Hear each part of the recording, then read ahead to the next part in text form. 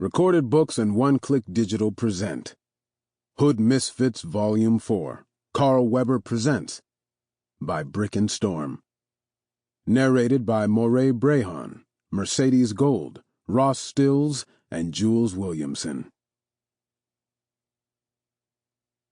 Chapter 1 Micah.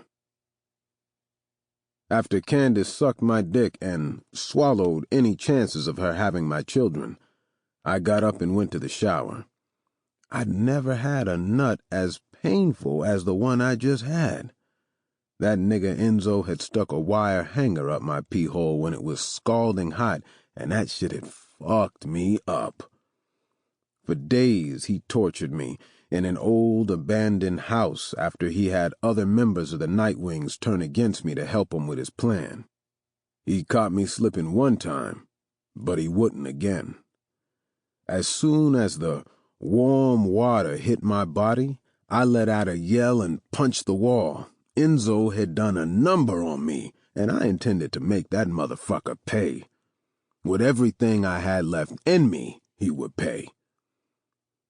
It was just by fate that Enzo's little brother Drew didn't tie me back up the way Enzo had after the last day they had tortured me. A twist of fate, luck, and a crackhead had saved me from death at the hands of an Orlando. My history of beef with the Orlandos went back a long way. I never forget the way they single-handedly destroyed my family in one day. I'd never been a man to cry and whine over my circumstances, but when a man took away lives like they meant nothing, something had to be done. A knock came on the bathroom door as water rushed over my body like a waterfall.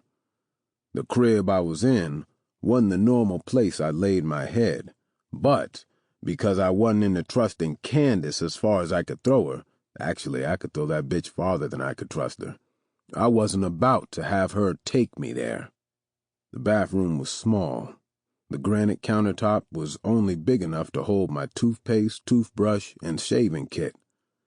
The mirror was a regular small square with a medicine cabinet built into the wall behind it. There was a small window that had no curtain, only off-white blinds, and the toilet was rickety when you sat on it. The place in its entirety was small, almost claustrophobic, but it was a good place to be incognito. When I wasn't Micah Timms, the Nightwing's top sponsor and team manager, I was Micah Timms, the special agent in charge of ridding Atlanta of their major criminal enterprises. "Yeah," I yelled out. "You okay?" she asked me. "I'm good. Give me a minute." "Okay, but I just talked to Gina." That got my attention. Shawn Enzo Banks had been a thorn in my asshole. Once Damien Orlando had been killed, supposedly by a group of hood misfits, all my hard work at infiltrating his crime faction, DOA, seemed to have been for naught.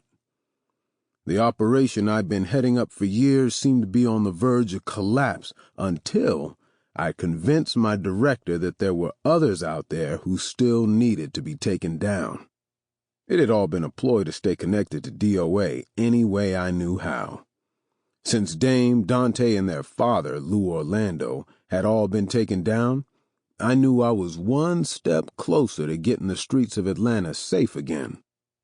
While I knew there were other criminal enterprises that I needed to get rid of, like the African Queens, the Latin Kings, Russian cartels, and other big names like the Kulu Kings, I knew of one other Orlando who could be a tyrant if let loose on the streets of ATL. He was Enzo.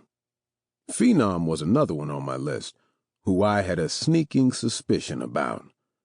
And he was just what his name alluded to. He was so skilled and talented at what he did that no law enforcement had ever been able to catch him with his hands dirty. He didn't exist. While his name was always floating through the streets, one had yet to see exactly what he looked like. Anyone we thought was him turned out to be just another dead end. Finding out Enzo wasn't Orlando wasn't that hard for me to do.